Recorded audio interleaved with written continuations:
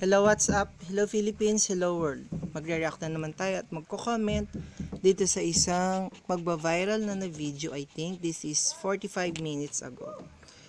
Ito po ang pinakahihintay ng marami. Hindi naman ng lahat, pero ng karamihan.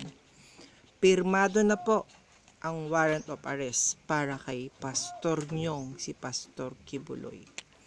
So dito natin mapapatunayan na walang above the law.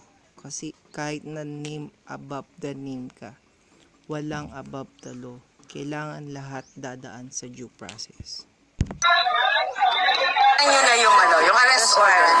Yes, nabigyan ko na kayo ng copy, diba? I gave you guys a copy. Purely ministerial lang naman on my part. We tried to do our best to, of course, to give due process to Pastor Kibuloy. O see, ito ba ang sinasabi mo, Robin Padilla, na dapat dumaan sa due process? Yan, due process. Due process naman talaga ang Senate kasi marami na rin silang pernasis dito. Ang hirap kasi sa'yo, sobrang talino mo, nanalo ka, number 1 senator ka, diba? Pero hindi ka nagbabasa ng rules nyo. Kung ano-anong ginagawa mo, kung ano-anong sinisingitan mo o mga pakulo mo, pero may nangyari ba? Meron ka bang ginawa na nagkaroon ng katuparan o naging basihan o kamangha-mangha para gayahin ng ibang tao?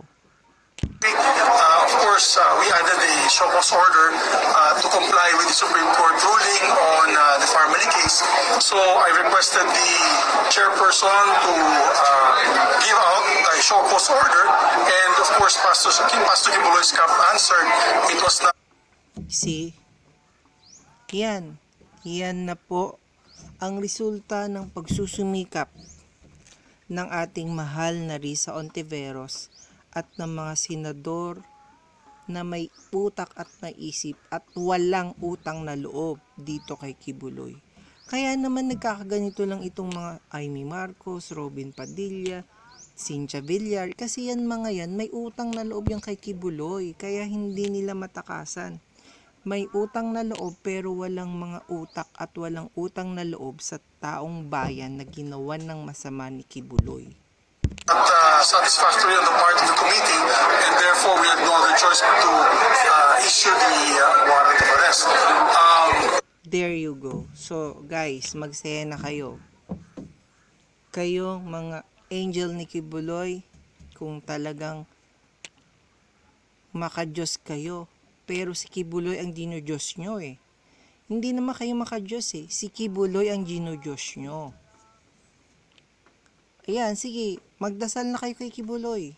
Tingnan natin kung yung mga pagbabantang ginawa nyo, yung mga pinagsasabi nyo, ay mangyayari at magkakaroon ng katuparan.